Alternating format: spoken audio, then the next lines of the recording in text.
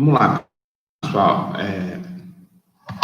Esse é o terceiro vídeo da sequência de discussão de Hirschman sobre desenvolvimento desequilibrado, né? A gente já apresentou as principais ideias e agora vamos avançar na discussão de Hirschman sobre quais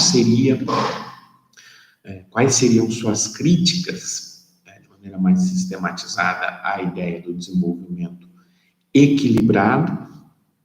Em seguida, a gente apresenta a sugestão do autor sobre quais seriam os caminhos mais adequados para se incentivar a transformação cultural por meio da potencialização dos efeitos completivos, qual o caminho mais interessante no sentido de uma estratégia para o desenvolvimento equilibrado, e depois a gente finaliza com algumas considerações que o autor faz sobre as implicações antagônicas que esse processo poderia ter, inclusive no que diz respeito à concentração de renda.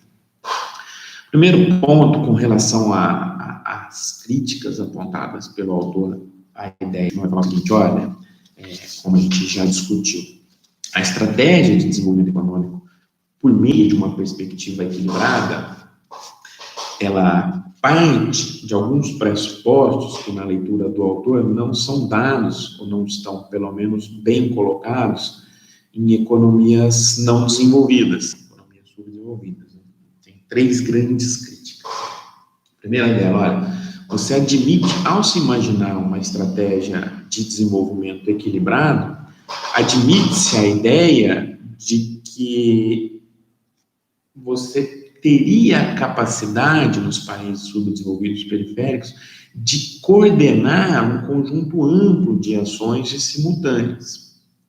Para se viabilizar esse desenvolvimento equilibrado, essa capacidade de coordenação, de planejamento, principalmente por parte do Estado, é fundamental. Vale lembrar que a gente está aqui no contexto do pós-Segunda Guerra Mundial, um pouco depois do caso do Hirschman, mas a ideia de planejamento técnico-científico para coordenação de uma estratégia de superar o subdesenvolvimento é muito cara aos autores da época, né?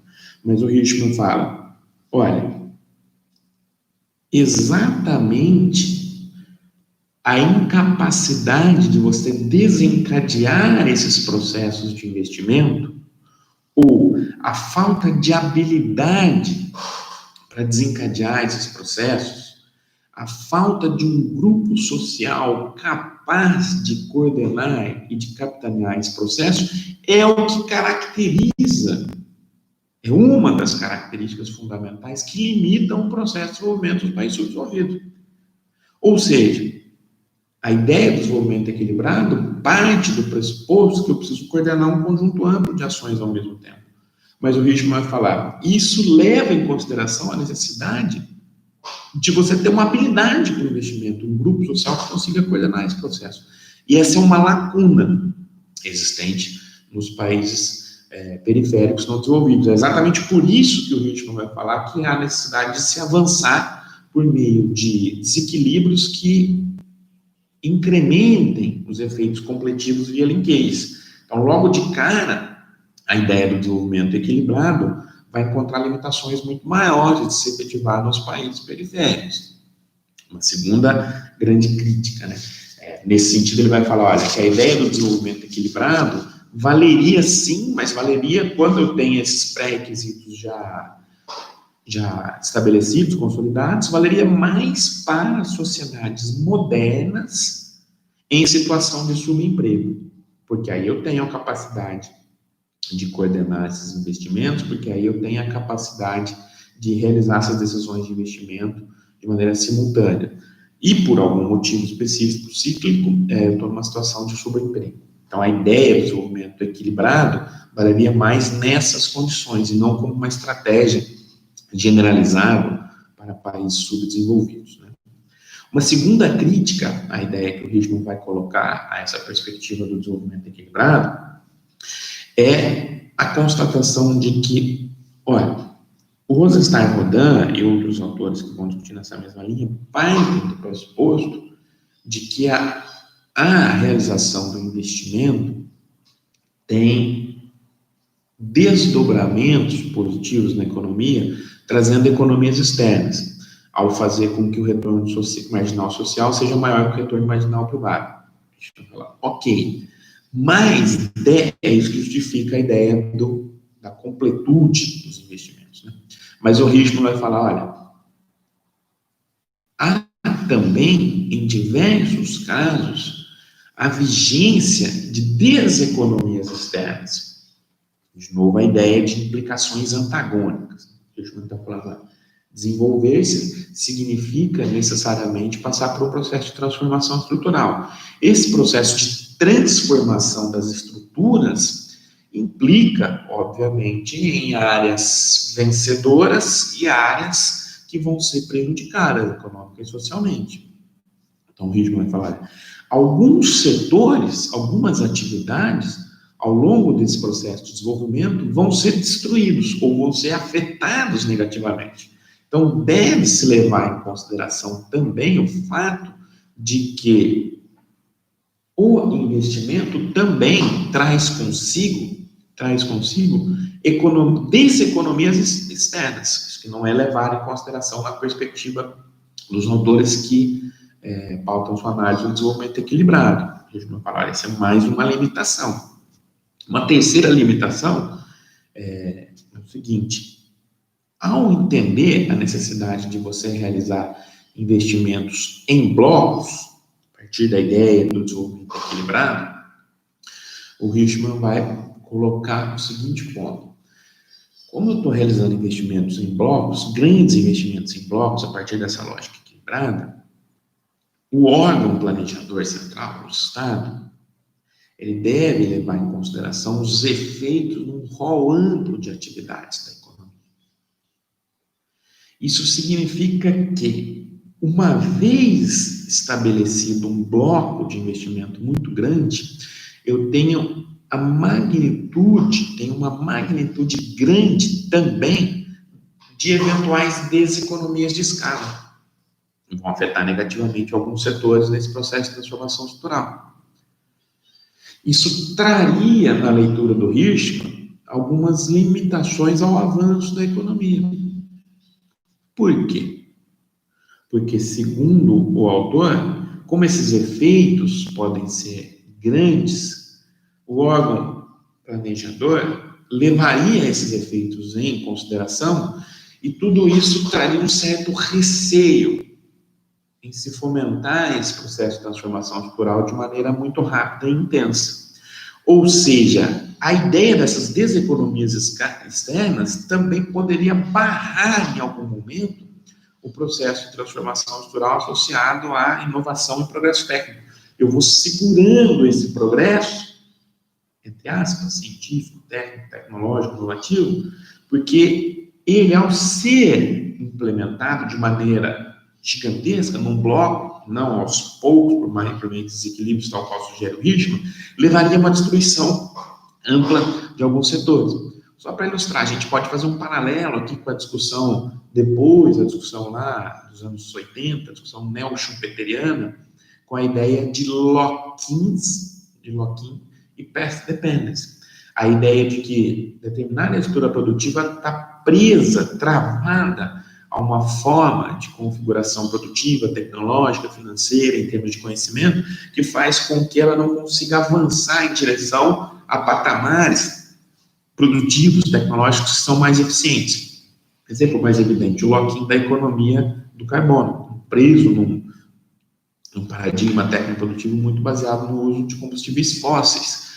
Apesar de claramente a ideia de transitar por um paradigma mais limpo seja mais eficiente em termos dinâmicos. Só que a vigência de deseconomias externas ao transitar para esse paradigma, pelo menos no primeiro momento do investimento em bloco, faz com que você tenha resistências dos agentes políticos, dos agentes sociais, dessas transformações também, tanto em termos econômicos, sociais, como em termos de conhecimento. Só ilustrando, o Richman vai falar, esse tipo de característica, ilustrando com uma leitura um pouco mais contemporânea, né? Esse tipo de característica limitaria o avanço do processo de transformação estrutural. essas principais críticas, né, do autor à ideia de desenvolvimento equilibrado. Feitas essas considerações, qual o caminho, então, adequado? Deixa eu colocar o trabalho dele, intitula-se Estratégias de Desenvolvimento, do Desenvolvimento Econômico. Ele vai falar, o caminho passa pelo estabelecimento de uma estratégia de desenvolvimento desequilibrado, então, dadas essas limitações, como a gente já discutiu. Mas esse desenvolvimento desequilibrado não significa necessariamente a vigência de um desenvolvimento não planejado. Tem os desequilíbrios intersetoriais, como a gente já discutiu anteriormente.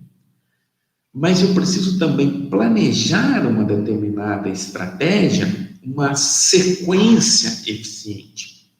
A leitura do autor. Qual é essa sequência eficiente? Qual é a sequência mais eficiente? Nós vamos falar que tem um caminho. O caminho é avançar prioritariamente em investimentos, romper essa barreira da incapacidade de desencadear decisões de investimento, contornar essa falta de habilidade ao investimento, que o Richman fala que caracteriza as economias subdesenvolvidas, contorná-las em setores que têm, em atividades que têm um maior retorno marginal, em atividades que têm um maior retorno do capital no curto prazo, em atividades que eventualmente tenham maiores benefícios em termos de economias externas no curto prazo. O Richman fala, não necessariamente. Eu não devo pensar esse caminho a partir da lógica do capital individual e a partir da lógica dos retornos marginais desse capital. Mas sim, preciso pensar essa estratégia do Estado a partir de uma sequência que é mais eficiente no sentido de desencadear outras decisões de investimento.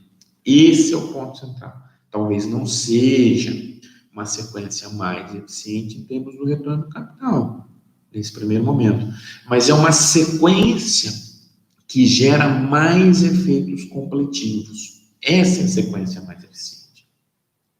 Gera outros investimentos adicionais, nos termos do Richman, em outras atividades complementares. Investimentos esses que vão ser empurrados via desequilíbrios pelo fato de haver geração de nova demanda, de nova oportunidade de lucro derivada lá daquele investimento inicial. Ou seja, a ideia é caminhar na direção de incentivar o investimento em áreas que tenham maiores efeitos completivos. Quais áreas têm maiores efeitos completivos? Aquelas áreas que têm maiores linkages, como a gente já discutiu. O Richman vai falar áreas que têm maiores linkages, maiores encadeamentos intersetoriais, encadeamentos físicos, produtivos, tecnológicos, encadeamentos de demanda e encadeamentos fiscais, ou linkages fiscais, físicos, produtivos de demanda.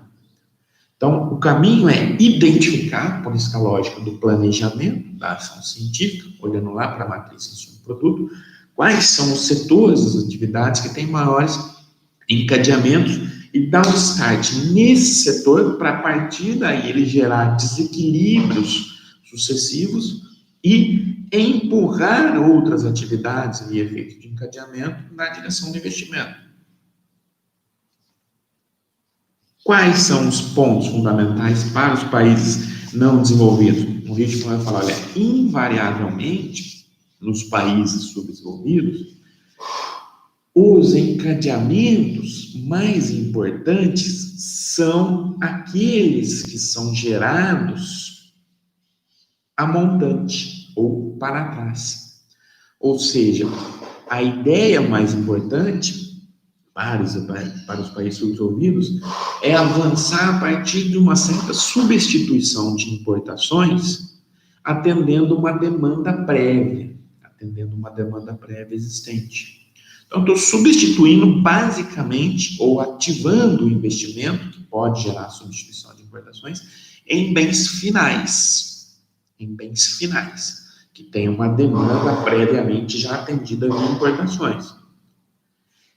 Essa substituição de importações, a gente sabe muito bem o que significa, né? Não é reduzir o volume de importações, como a gente já discutiu em outros vídeos. Mas ao ativar o investimento nesses bens finais, eu vou ter efeitos completivos via linkages na demanda de outros insumos. O Richman vai falar, esse parece ser a sequência onde há mais efeitos completivos, maiores linkages, no caso das economias subdesenvolvidas. Mas, ele vai falar, pensando nessas economias, talvez um caminho ótimo seja tentar avançar também nos investimentos, simultaneamente, em áreas e setores produtores de insumos. Por quê?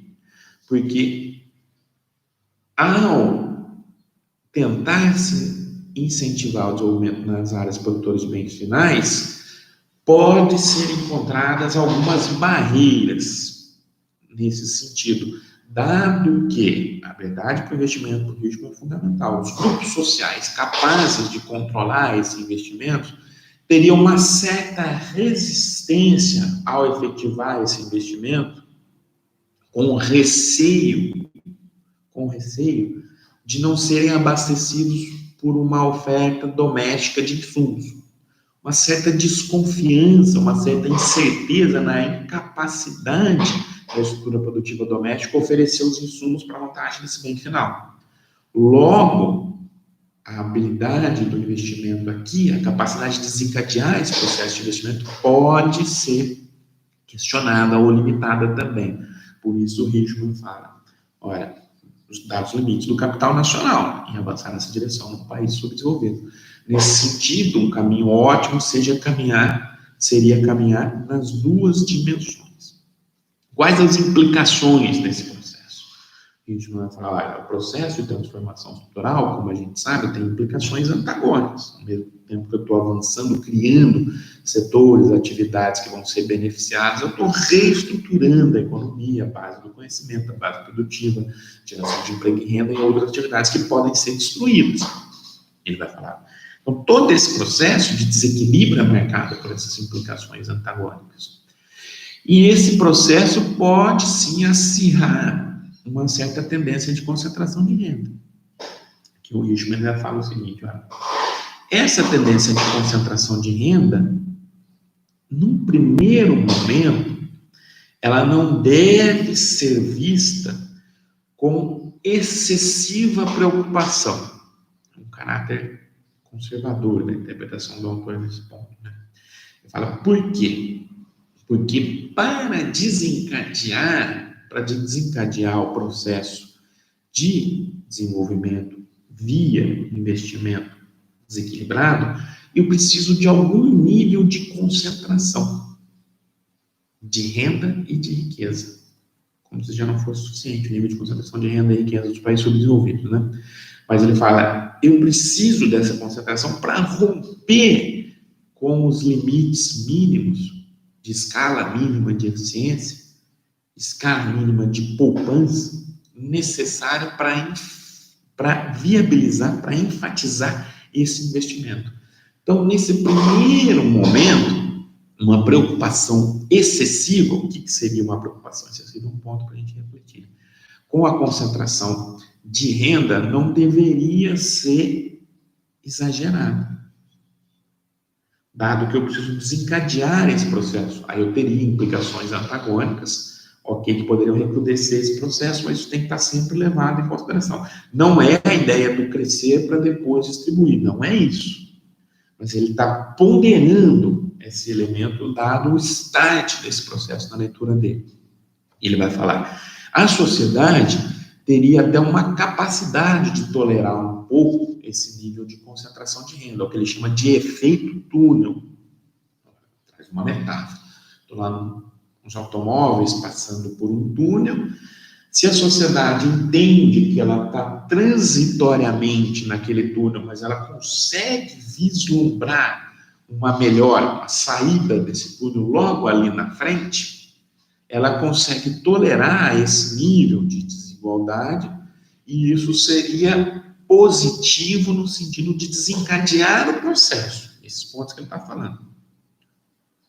Só que, ele vai deixar muito claro, esse efeito túnel deve ser levado em consideração a todo momento. Por quê?